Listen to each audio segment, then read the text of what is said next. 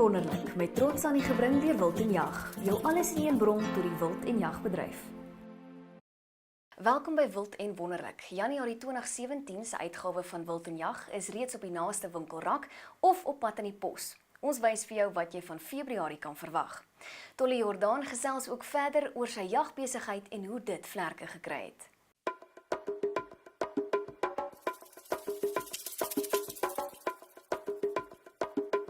In die volgende Wild en Jag, met trots geborg deur Safari Outdoor, Africa's premier outfitter of outdoor leisure and hunting equipment. Marlo Miller vertel van 'n jag in die Melmoth area in KwaZulu-Natal.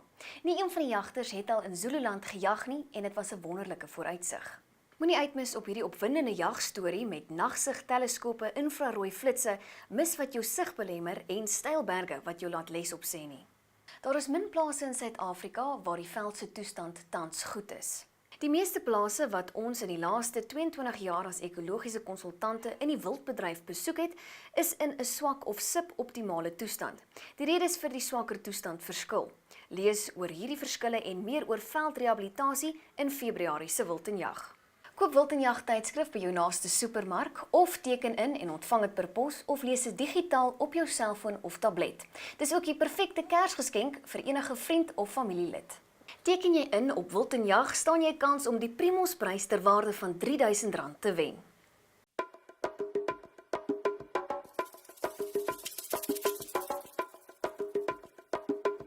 In gesprek met is Annie gebring deur Barlow World Toyota. In ons eerste gesprek saam met Tolly Jordaan. Eerste Jordaans wat in Suid-Afrika aangekom het, was twee broers gewees. Hulle het saam met die Franse hugenote in die 1780 rond het hulle ingekom in die land in. En toe het Willem Gabriel gegaan en uit hierdie area het hy die Engelse woord is, het hy hom gaan styk. Hy het rondgery met sy perd en gesê hy slaan hierdie pen in en hy slaan die pen in en hy wil hierdie gedeelte, sy gedeelte. En omdat hulle inkomste gekry het uit skaap en beesboerdery, het hulle natuurlik, wat die wild was vir hulle niks werd gewees nie. En dan het ons geskiet so tussen 200 en 300 bokke. So toe die bokke bietjie begin 'n waarde kry om hierdie grond te hanteer en te bestuur tot die beste van ons vermoë toe. Ek het Karen getrou, 'n vrou wat 'n fantastiese vermoë het om mense te kan onthaal. En mense kuier lekker hier by ons. So het ons gegaan en ons het hierdie jagbesigheid van ons gaan uitbrei. En 91, 92 en 93 was seker in my geskiedenis wat ek op die plaas is, die moeilikste jare gewees. Dit was droog gewees. Ons het die droogte van 100 jaar gehad in daai tyd. Die wolpryse was sleg gewees.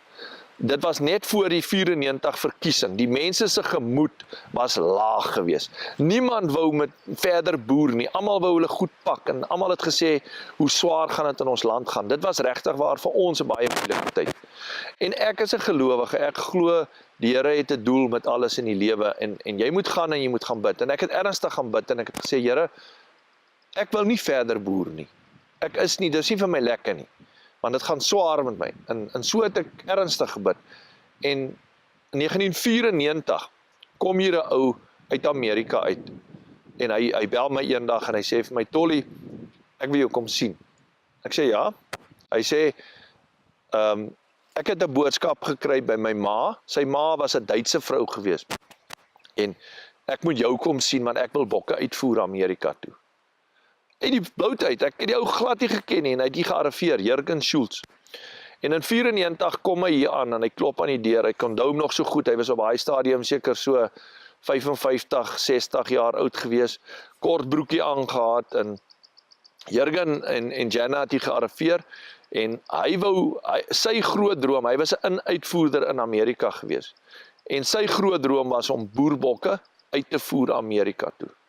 Sy pa het al die wild wat in Amerika is, die Afrika wild, het sy pa van Namibia af met bote verskeep.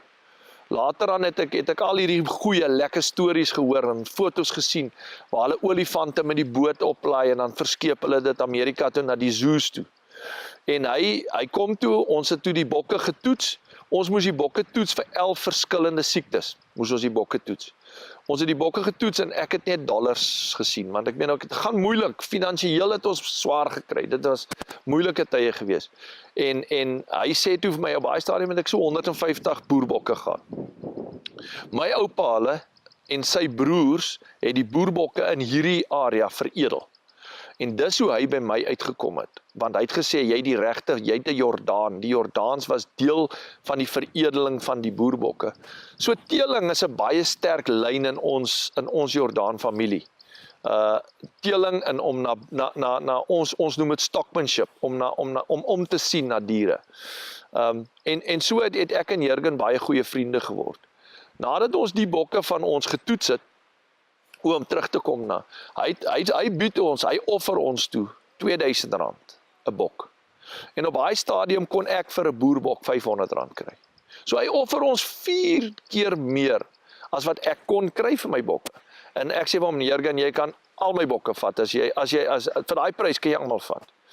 En so het ons gegaan, ons die bokke getoets, en glo dit of nie, een van die bokke het skoon getoets. Ons het nie hardwater in ons area nie. En een van die toetse wat ons moes gedoen het was, die bokke moes vry wees van hardwater. Maar die breinpoot borsluis wat in hierdie area is, toets positief vir hardwater. Alhoewel hy nie hardwater dra nie, maar hy toets positief. En so kon ons nie daai toetse onderskei wat hardwater dra en wat nie hardwater dra. So toe kon ons niks van ons bokke uitvoer nie.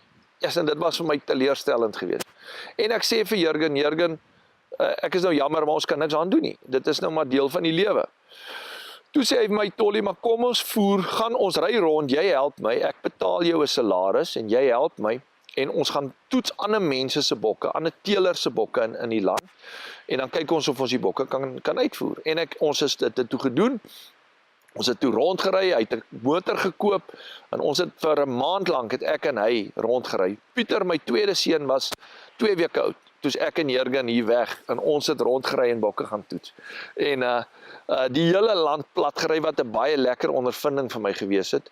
Ek het vir hom die bokke uitgesoek, en ons het bloed getrek, en ons het bokke getoets. En hy het die mense R2000 'n bok geoffer wat skoon toets. Ons het toe, gedurende daai jaar, het ek en hy baie goeie vriende geword. En hy het hier by ons gebly vir 'n maand wat ons hier is. Toe sê hy vir my, Tolly, ek is nog steeds, na al hierdie goed wat ons rondgery het en bokke gekyk het, is ek nog steeds mal oor jou bokke. Kom ons maak 'n embryo-stasie oop op jou plaas. En dan spoel ons embryos. Nou in die merino teeling het ek baie met laparoskopiese inseminasie te doen gekry. Ons het ramme ingevoer van van Australië af. Ons ramme ingevoer en ons het hulle saad getap en gevries en inseminasie gedoen. So dit was my algemeen. Maar embryo werk nog nooit. So dit was my absoluut iets niets gewees. En toe ek sê vir Jurgen, ek sê Jurgen, ek kan nie, want ek het nie geld nie. Hy sê, man, ek gaan nie geld gee, jy doen die werk. Ek gaan die mense bring wat ondervinding het met die embryos, ek bring hulle uit Kanada uit, en ons het 2 van hulle uit Nieu-Seeland uitgekom, 1 uit Kanada en 1 uit Amerika, 4 ouens bring hy toe, veeartse. En ek maak die embryo-stasie oop, en ons spoel embryos. Ons voer toe daai embryos uit Kanada toe. Hulle kon nie Amerika toe gaan nie, want die protokolle was nie reg nie.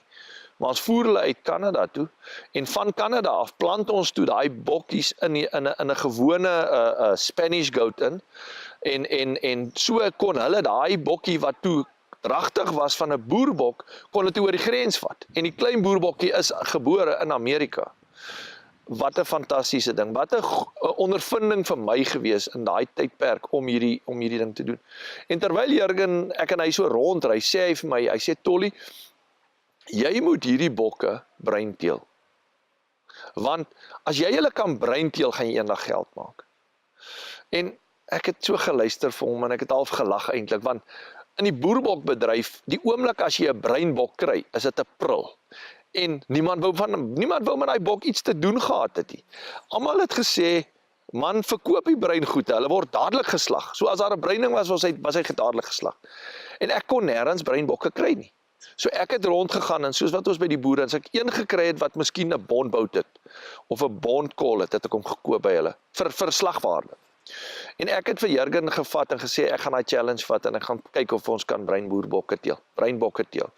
En dit was in 94 gewees. En so het die Kalahari Reds van vandag het daar ontstaan. Daai idee het daar ontstaan waar ons hierdie bokke brein gaan teel, dat hulle heeltemal brein gaan wees. En in daai jaar wat ek en Jurgen so goed bevriend geword het, sê hy vir my, jy jag so baie met hierdie mense en julle besigheid doen goed, maar daar is 'n geleentheid daar buite. Ek gaan jou help om 'n internasionale jagbesigheid te begin. En weer eens het ek gesê, Jurgen, ek het nie geld nie. Onthou, my besigheid kry swaar.